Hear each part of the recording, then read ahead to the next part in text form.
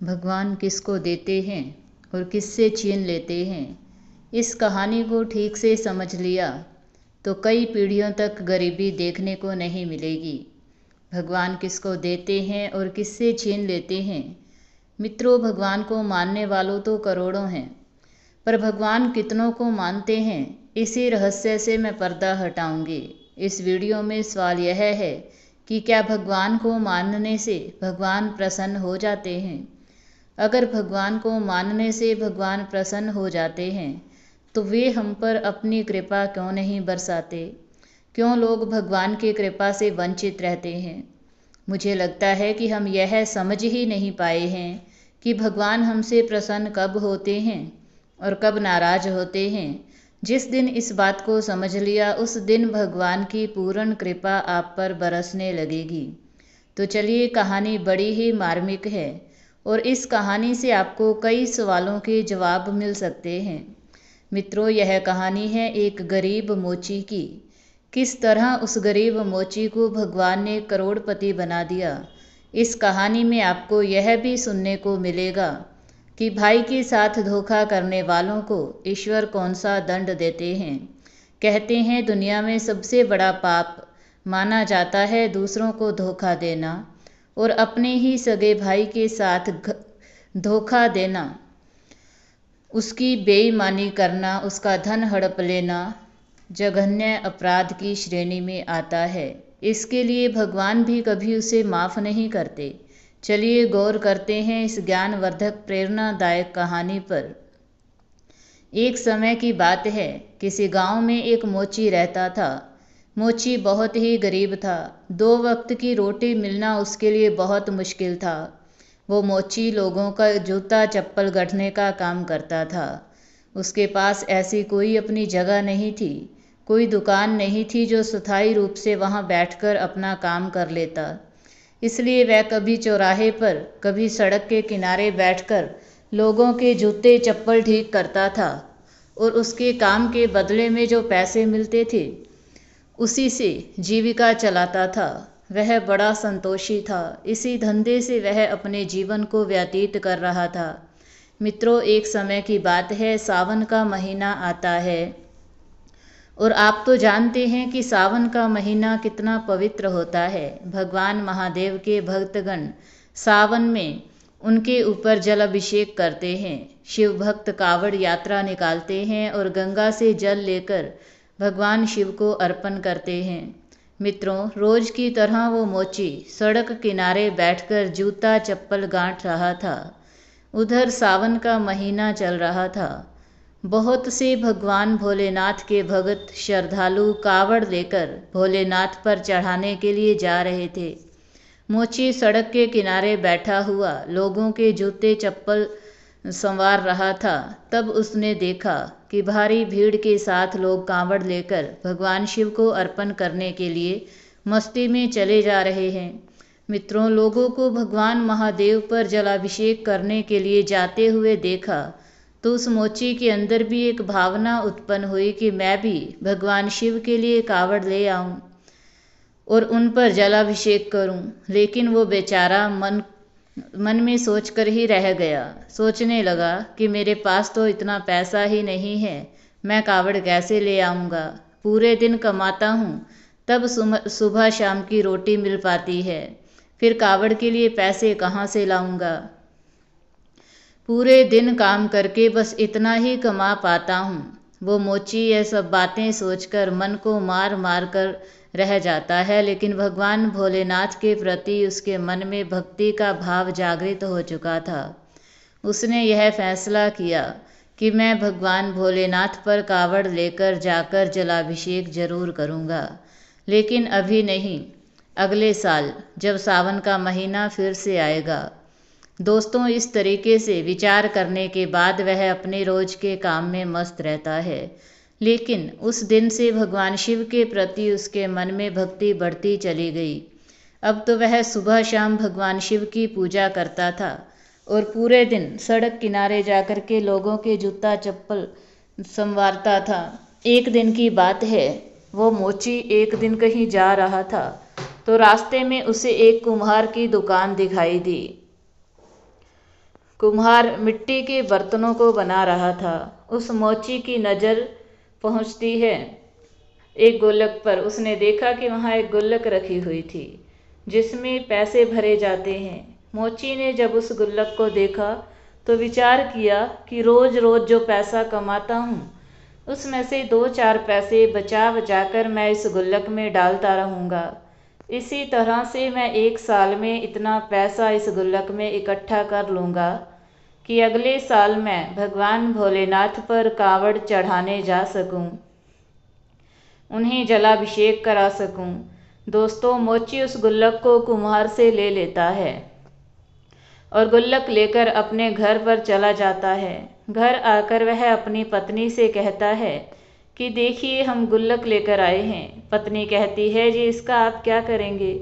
तब मोची ने अपने मन की इच्छा अपनी पत्नी को बताई। कहने लगा, प्रिय, हम जो रोज़ पैसा कमाते हैं उसमें से आज से हम पैसा 2 पैसा बचाकर इस गुल्लक में डाल दिया करेंगे। धीरे धीरे इस गुल्लक में 1 साल में कुछ पैसे इकट्ठे हो जाएंगे। उसके बाद उन पैसों से हम एक कावड़ तैयार करेंगे और सावन के महीने में भगवान भोलेनाथ पर कावड़ चढ़ाने जाएंगे। मेरे मन में भी भगवान भोलेनाथ को कावड़ चढ़ाने की इच्छा उत्पन्न हो रही है। मित्रों, मोची की बात सुनकर उसकी पत्नी बड़ी खुश होती है और कहती है, पिया जी, अगर ऐसी बात है तो आज से मैं भी आपके इस काम में सहयोग करूंगी।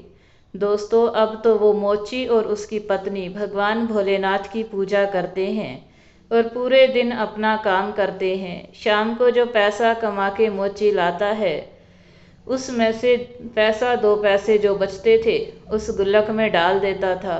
इस तरीके से समय बीतता चला गया और 1 साल के बाद में उसने अपने गुल्लक को भी भर लिया।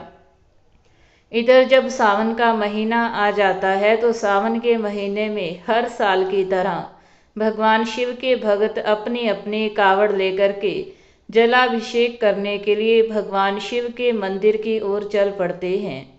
इधर मोची ने जैसे ही देखा तो उसने भी सोचा, अब इस सावन में इस साल में तो मैं ज़रूर भगवान शिव के ऊपर कावड़ चढ़ाऊँगा।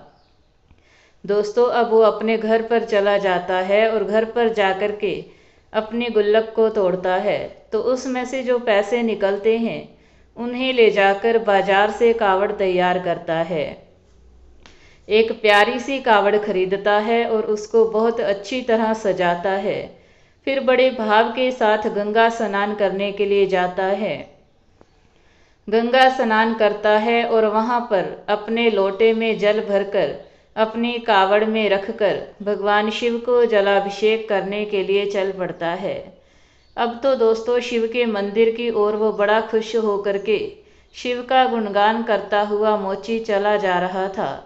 कावड़ उसने अपने कंधे पर रखी हुई थी और बड़ी ही मस्ती में, बड़े ही भाव के साथ, निष्काम भाव से भगवान शिव के मंदिर की ओर चलता जा रहा था। मित्रों, आपको बता दें कि उधर भगवान शिव और माता पार्वती यह दृश्य देख रहे थे और भगवान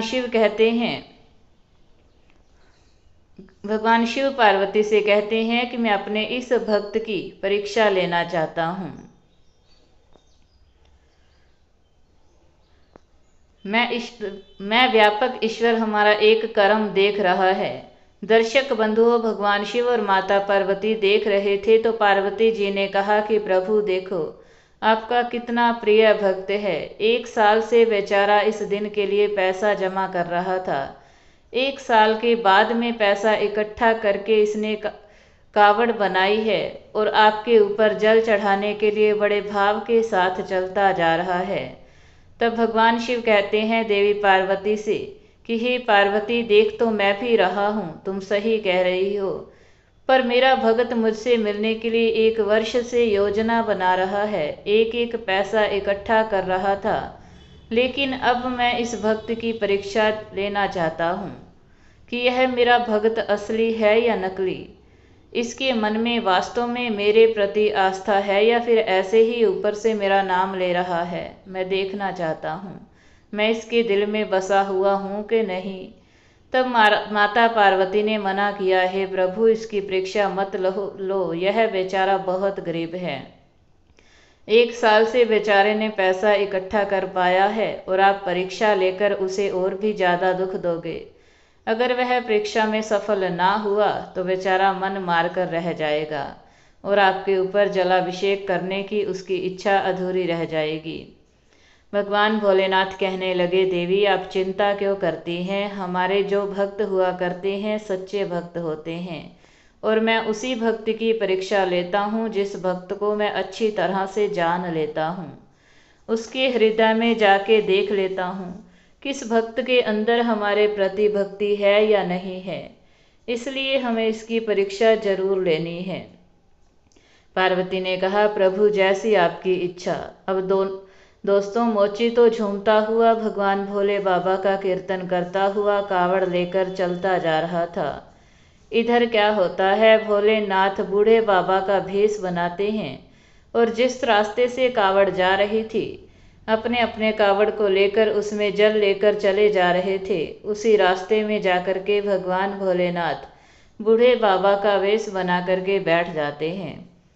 अब तो उस रास्ते से जो भी कावड़ वाला निकलता है तो भगवान भोले बाबा उससे पानी मांगते हैं। भाई मुझे थोड़ा जल पिला दो, मैं बड़ा प्यासा हूँ। प्यास की वजह से मेरा दम निकला जा रहा है। कृपया मुझ प्यासे को पानी पिलाकर मेरी जान बचाइए। मित्रों, एक दिनहीन बूढ़े आदमी को देख करके कावड़िए उसे देखते हैं और कहते हैं, कैसा पागल बूढ़ा बैठा हुआ है, कह रहा है जल पिला दो। इसे यह भी नहीं पता कि यह जल हम भगवान शिव पर अभिषेक करने के लिए ले जा रहे हैं। अगर यह जल हम इसे पिला देंगे तो भगवान भोलेनाथ पर क्या चढ़ाएंगे। अब यह बुढ़ा मरे तो मर जाए, हमें इससे कोई मतलब नहीं। हम यह जल इसे पिलाकर अपने कावड़ रद्द नहीं करने वाले। मित्रों, वहाँ से जितने भी श्रद्धालु गुजरते हैं, भगवान शिव बूढ़े बाबा के भेष में सबसे पानी का आग्रह करते हैं, मगर कोई भी उन्हें पानी पिलाने के लिए तैयार नहीं होता। उधर माता पार्वती भी देख रही थी कि इतने लोगों में कोई भी मेरे स्वामी को जल नहीं पिला रहा है। कैसी भक्ति है जो एक मनुष्य का दुख किसी को नजर नहीं आ रहा है। दोस्तों, बहुत देर के बाद में जब वही मोची आता है जो भगवान की भक्ति में लीन था, और जैसे ही वह उनके सम्मुख आता है, भगवान के पास से होकर गुजरता है, बूढ़े बाबा के वेश में बैठे हुए भगवान भोलेनाथ उसे रोक लेते हैं और कहते हैं कि बेटा, मैं बहुत प्यासा हूँ, प्यास से मेरा दम निकला जा रहा है। अगर मुझे पानी नहीं मिला तो मेरे प्राण निकल जाएंगे, मैं मर जाऊंगा। मैंने कई कावड़ियों से जल मांगा, लेकिन एक बूंद जल किसी ने मुझको नहीं दिया, मैं प्यासा मर रहा हूँ। कैसे यह भोलेनाथ के भक्त हैं जो किसी प्यासे को एक बूंद पानी भी नहीं दे सकते।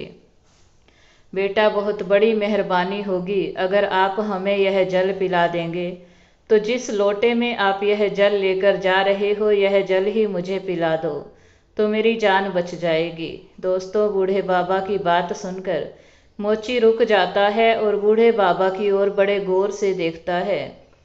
सोचता है, यह बाबा बहुत प्यासे मालूम पड़ रहे हैं, इसलिए मुझसे जल मांग रहे हैं। जल तो मैं इन्हें पिला दूंगा, लेकिन यह जल तो मैं भोले बाबा के ऊपर चढ़ाने के लिए ले जा रहा हूँ। मैंने 1 साल से पैसे इकट्ठे किए थे, तब यह कावड़ सजा पाया हूँ।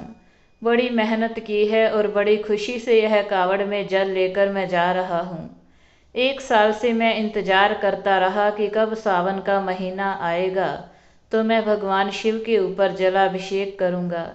1 साल के बाद मेरा यह सपना पूरा हुआ है। मित्रों, मोची सोच विचार में डूबा हुआ था। इतने में बूढ़े बाबा कहते हैं, बेटा क्या सोच रहे हो, मैं प्यास से मरा जा रहा हूँ, जल्दी से पानी पिला दो, नहीं तो मेरी मृत्यु हो जाएगी।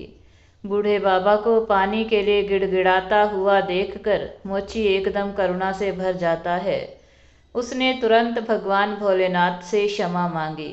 कहने लगा, प्रभु मुझे माफ़ करना, मैं यह कावड़ और जल अगले साल तुम पर चढ़ा दूंगा। फिर से पैसा इकट्ठा करूंगा, फिर से गुल्लक में जमा करूंगा। और अगले साल जब सावन का महीना आएगा तब मैं यह जल आपको अर्पण करूँगा। यह जल तो मैं बूढ़े बाबा को पिला देता हूँ। हे प्रभु मुझे क्षमा करना, क्योंकि यह बूढ़े बाबा प्यास से व्याकुल होकर के मर रहे हैं और मेरा धर्म है कि मैं पानी पिलाकर इनकी जान बचाऊं। अगर यह जल के बिना मर जाएंगे तो मेरा आपके ऊपर जल अभिषेक करना व्यर्थ हो जाएगा। सर्वप्रथम मेरा धर्म है कि मैं इनकी जान बचाऊं। अगर पानी के बिना यह मर गए तो मुझे भारी पाप लगेगा। मित्रों, यही सोचकर मोची ने वो जल उन बूढ़े बाबा को पिला दिया। मित्रों, उसे नहीं मालूम था कि यह बूढ़े बाबा ही भगवान भोलेनाथ हैं, लेकिन उसने मानव सेवा की अपना सबसे बड़ा धर्म समझा और उन्हें पानी पिला दिया। उसके बाद जब उनकी प्यास शांत होती है तो मोची उन्हें प्रणाम करता है और कहता है कि बाबा, अब मैं अपने घर वापस जा रहा हूँ, क्योंकि अब मेरे पास भोले बाबा पर चढ़ाने के लिए जल तो नहीं है। कोई बात नहीं, मैं भगवान को जल अगले वर्ष चढ़ा दूंगा। दोस्तों, यह कह के वो मोची जो था वह अपने घर के लिए वापस चलने लगता है। तब भगवान शिव जो बूढ़े बाबा के वेश में बैठे थे, उन्होंने रोक लिया और कहा कि बेटा रुक जाओ, तुम अपने घर जा रहे हो और घर कभी खाली हाथ नहीं जाते हैं। जब भी आप घर जाएं तो कुछ ना कुछ लेकर जाएं। मैं तुमको कुछ दे रहा हूँ, इसे लेते जाइए। मोची सोचने लगा, पता नहीं ये बूढ़े बाबा क्या देंगे। जवाब दिया, ठीक है, जैसी आपकी इच्छा। दोस्तों, भोले बाबा ने बेल पत्र निकाले और उन बेल पत्रों को उस मोची को दे दिया और कहा कि यह बेल पत्र तुम अपने लोटे में रख लेना और यह लोटा ले जाना और शाम के लिए जहाँ तुम पूजा करते हो वहाँ उस जगह को लीप करके इस लोटे को बंद करके रख देना और सुबह दोनों लोग पति पत्नी उठना, पूजा करना। पूजा करने के बाद में ये लोटा खोल कर देखना। दोस्तों, भोले बाबा जो थे वह बेलपत्र देने के बाद में वहाँ से चल देते हैं और कुछ दूर आगे जाकर अंतर ध्यान हो जाते हैं और मोची जो था वह वहीं से अपने घर वापस आ जाता है। घर जाकर के अपनी पत्नी को सारी बात बताता है। पत्नी कहती है, कोई बात नहीं, अगले साल भगवान शिव के लिए जल चढ़ा देना। तब मोची कहता है, प्रिय, जिन बूढ़े बाबा के लिए मैंने जल पिलाया था, जिस बूढ़े बाबा को मैंने जल पिलाया था, उन्होंने यह लोटा दिया है। आप इस जगह को लीप दीजिए जहाँ पूजा करते हैं।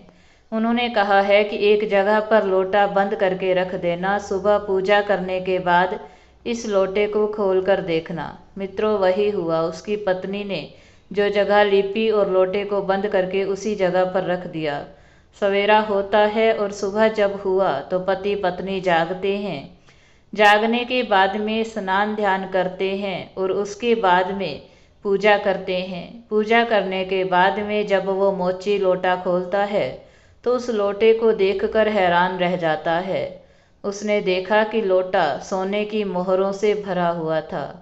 मोची ने जब लोटे में सोने की मोहरें देखी तो उसकी आंखों में आंसू आ जाते हैं। वो दोनों पति पत्नी रोने लगते हैं, कहने लगे, प्रभु, यह तो अपार धन है। लगता है भोलेनाथ ने हम पर कृपा की है। मोची अपनी आंखों से आंसू बहाते हुए अपनी पत्नी से कहता है, प्रिया, देख रही हो, मुझे लगता है कि उन बूढ़े बाबा के वेश में जो भोले बाबा ही थे, मैंने वह जल भोले बाबा को ही पिलाया था, इसलिए मैं उन्हें पहचान ही नहीं सका। धन्य है प्रभु तुम्हारी लीला। उन्हीं की कृपा से वह बेलपत्र सोने की मोहरों में बदल गए। मित्रों, अब तो मोची की श्रद्धा भगवान भोलेनाथ में और बढ़ जाती है। सोने की मोहरें देखकर दोनों पति पत्नी बहुत खुश होते हैं और उसके बाद में उन्हीं मोहरों को बेचकर मोची जो था एक दुकान खरीदता है और दुकान में अपने जूता चप्पल का काम शुरू कर देता है।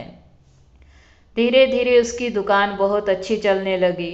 भोले बाबा की कृपा से धीरे धीरे उसने दुकान से इतनी तरक्की कर ली कि उसने बहुत पैसा कमा लिया। पैसा कमाने के बाद में उसने बहुत अच्छा एक मकान बनाया और बहुत अच्छा मकान बनाकर दोनों पति पत्नी आनंद से उसमें रहने लगते हैं और भगवान भोलेनाथ की भक्ति में डूब जाते हैं, क्योंकि अब उनके पास पैसे की कोई कमी नहीं थी। मित्रों, वो मोची पैसे वाला तो बन गया, लेकिन उसने भोलेनाथ की भक्ति करना नहीं छोड़ा।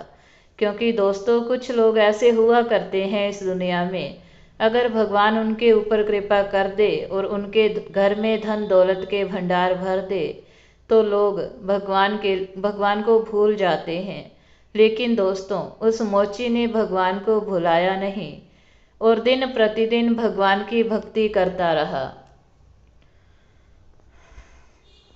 भगवान शिव उसके घर में खुशियां देते रहे, सारे भंडारे उसके भरते रहे। दोस्तों, इधर उस मोची का एक भाई था। उसकी पहले से ही एक दुकान थी, उसकी भी दुकान बहुत अच्छी चल रही थी।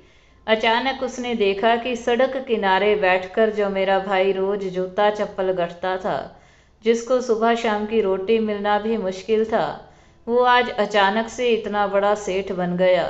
यह गरीब बड़ा पैसे वाला कैसे बन गया? इसने दुकान भी खरीद ली और इसने एक अच्छा सा घर भी बना लिया। इसके पास तो बहुत पैसा है। अपने भाई की तरक्की देखकर उसकी छाती जल जाती है, उसके कलेजे पर सांप लौट जाता है। अपने मोची भाई की तरक्की उसे हजम नहीं होती है। अब वो इस बात से दुखी रहने लगा कि दिन रात मन ही मन अपने भाई से जलने लगा। मित्रों, यह स्वाभाविक है। अगर आपके पास धन अधिक हो जाता है, अच्छी कमाई होने लगती है, तो ईर्ष्या करने वाले लोग बढ़ जाते हैं। दोस्तों, इस प्रकार मोची का भाई उससे जलने लगा। वह उसे किसी भी तरह से नीचे गिरा देखना चाहता था। उसने क्या किया कि उस मोची के ऊपर चोरी का आरोप लगा दिया और गांव वालों से कह दिया कि इस मोची ने हमारी दुकान से पैसे चुराए हैं, हमारी दुकान से जूते चप्पलें चुराकर अपनी दुकान में रख लिए हैं। दोस्तों, गांव वालों ने उसे पूछा कि क्या तुमने चोरी की है? तुमने अपने भाई की दुकान से पैसे चुराए हैं? मित्रों, उसका भाई भी वहीं खड़ा हुआ था। भाई कह रहा था, हाँ भैया, हाँ, इसने मेरी दुकान से पैसे चुराए हैं और सामान भी चुराया है, इसलिए इतना बड़ा पैसे वाला बन गया है। मित्रों, अपने भाई की बात सुनकर वह मोची रोने लगता है और कहता है, नहीं नहीं भाई, मैंने तुम्हारा कुछ भी नहीं चुराया। यह तो बूढ़े बाबा की कृपा है, उन्होंने ही मेरे लिए सब कुछ किया है। दोस्तों, उसने सारी बात बताई, सारी घटना जो कि हुई थी सुनाई, लेकिन लोगों को विश्वास ही नहीं हुआ। लोग कहने लगे कि यह बूढ़े बाबा कौन है? मोची ने जवाब दिया, बूढ़े बाबा अर्थात भोलेनाथ ने हमें सब कुछ दिया है। उसने बताया कि मैं भगवान पर जल अभिषेक करने जा रहा था। रास्ते में एक प्यासे बूढ़े बाबा मिले, मैंने उन्हें वो जल पिला दिया। उन्होंने मुझे बेलपत्र दिए थे, वो बेलपत्र ही सोने की मोहरों में बन गई। उन्हीं मोहरों को बेचकर मैंने यह सब किया है, मैंने किसी की चोरी नहीं की है। मित्रों, मोची की बात सुनकर सब हंसने लगे और कहने लगे कि यह पागल है। भोले बाबा किसी को देने के लिए स्वयं चलकर नहीं आते। जवाब दिया नहीं, आप विश्वास करिए, यह भोले बाबा ने ही मुझको दिया है। लेकिन दोस्तों, कहते हैं ना, इस दुनिया के लोग बड़े अजीब हैं। जब तक चमत्कार नहीं देख लेते, तब तक विश्वास नहीं करते। यही कारण है कि लोगों के पास भगवान भी जाए तो भी वे नहीं पहचान पाते, क्योंकि उनके ऊपर लोभ के नाम का पर्दा पड़ा हुआ है। लोभ लालच में इतने फंसे हुए हैं, इसलिए भगवान को पहचान नहीं पाते।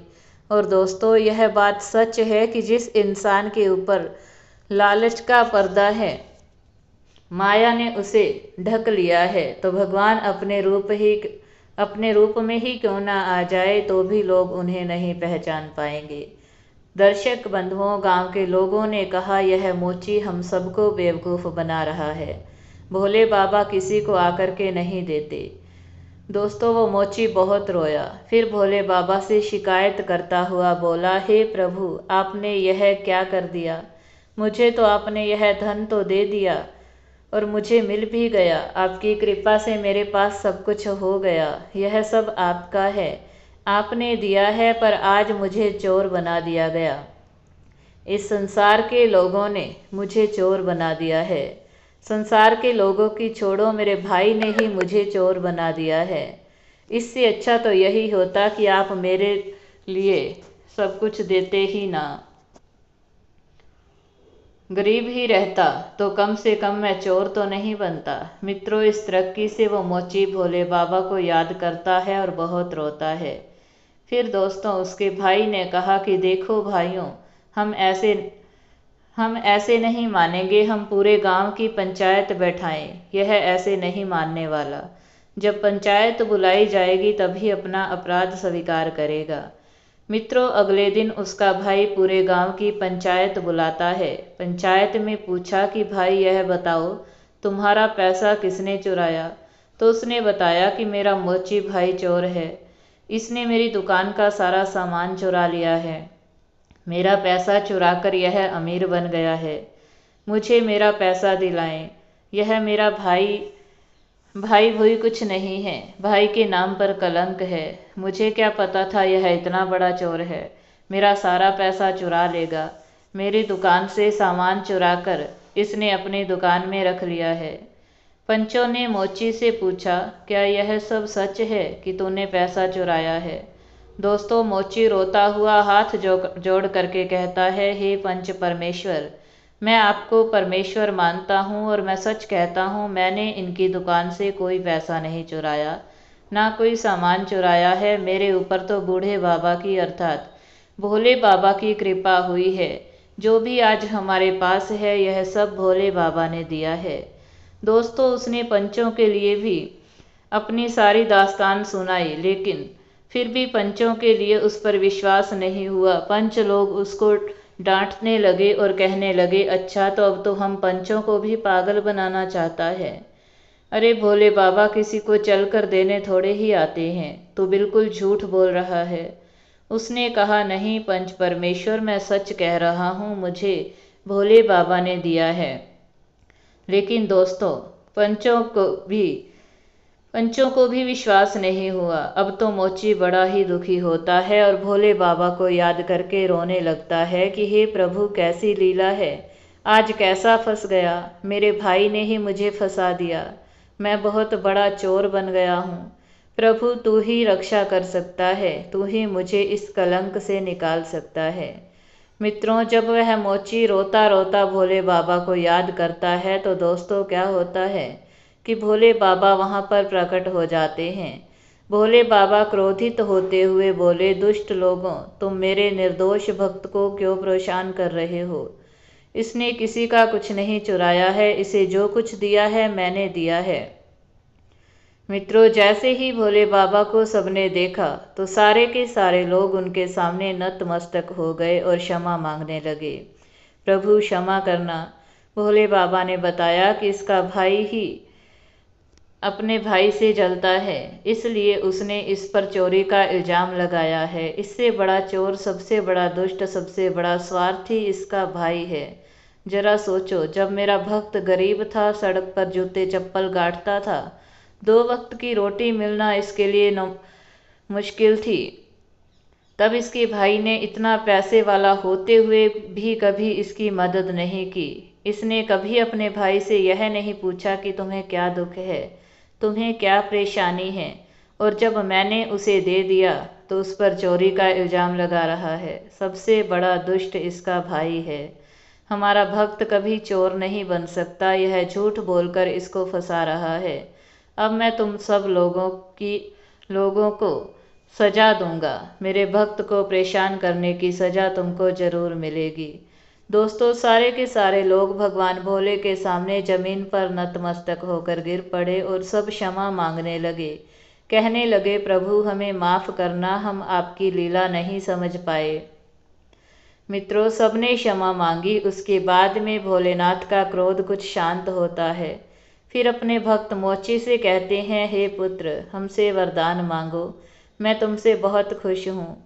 दोस्तों, तब मोची कहता है, हे प्रभु, सबसे पहले तो आप इन सब लोगों को क्षमा कर दो, क्योंकि यह लोग नहीं जानते थे, और यदि आप हमें वरदान ही देना चाहते हैं तो मैं आपसे यही वरदान मांगता हूँ कि आपके चरणों में मेरी सदा बनी रहे। जब तक मैं इस संसार में जीवित रहूँ, आपके चरणों में ही भक्ति करता रहूँ, आपका ही नाम जपता रहूँ। हम आपके नाम का गुणगान करता रहूं, और जब भी मेरे प्राण निकलें तो आपका नाम लेते ही मेरे प्राण निकलें। दोस्तों, अपने भक्त की बात सुन करके भगवान शिव तथास्तु कहते हैं और वहाँ से अंतर ध्यान हो जाते हैं। सारे लोग उसका भाई उस मोची से माफ़ी मांगते हैं और कहते हैं कि तुम ही सबसे बड़े भक्त हो, हम लोग तो मोह जाल में फंसे हुए हैं, इसलिए हम अच्छाइयों को नहीं पहचान पाते हैं, हम बुराइयों को ही देख पाते हैं। और अच्छाई वही लोग देख पाते हैं जो मोह माया से, लोभ लालच से दूर हैं। मित्रों, इस कहानी से हमको यह सीख मिलती है कि भक्ति के अंदर बहुत बड़ी शक्ति हुआ करती है। जिन भक्तों के अंदर भगवान से प्रेम है, निस्वार्थ भाव की सेवा है, उन्हें ही भगवान की कृपा मिलती है। भगवान उनके मांगने से पहले ही उन्हें उनकी आवश्यकता को समझ लेते हैं। जिनके अंदर अभिमान है, घमंड है, ऊपर से दिखावा है, समाज के प्रति दया भाव नहीं है, लोग सोचते हैं कि मैं बहुत बड़ा दान कर रहा हूँ, यह जताने की भावना है, मैं भंडारे कर रहा हूँ, यह दिखाना चाहते हैं। लेकिन भगवान के प्रति भाव नहीं है, दिल में प्रेम नहीं है, तो उनकी बड़ी से बड़ी सेवा भी, बड़ी से बड़ी दौलत भी भगवान स्वीकार नहीं करते। भगवान उसी से प्रसन्न रहते हैं सब जीवों के प्रति दयावान जो रहता है, जिनके हृदय में जीवों के प्रति कठोरता है, दया की भावना नहीं है। वे रात दिन भगवान के मंदिर में बैठे रहें, फिर भी भगवान उनकी नहीं सुनते। भगवान को प्रसन्न करने का अर्थ है समस्त जीव जंतुओं के प्रति दयावान रहना, किसी भूखे प्यासे, दीन दुखी, रोगी बीमार की सहायता करना। दर्शक बंधु, मैं उम्मीद करता हूँ यह कहानी ज़रूर पसंद आएगी। तो चलिए अपनी कीमती राय कमेंट में भेजिए। मिलते हैं आपसे अगली वीडियो में एक और चर्चा के साथ। तो कमेंट में सभी लिखें हर हर महादेव।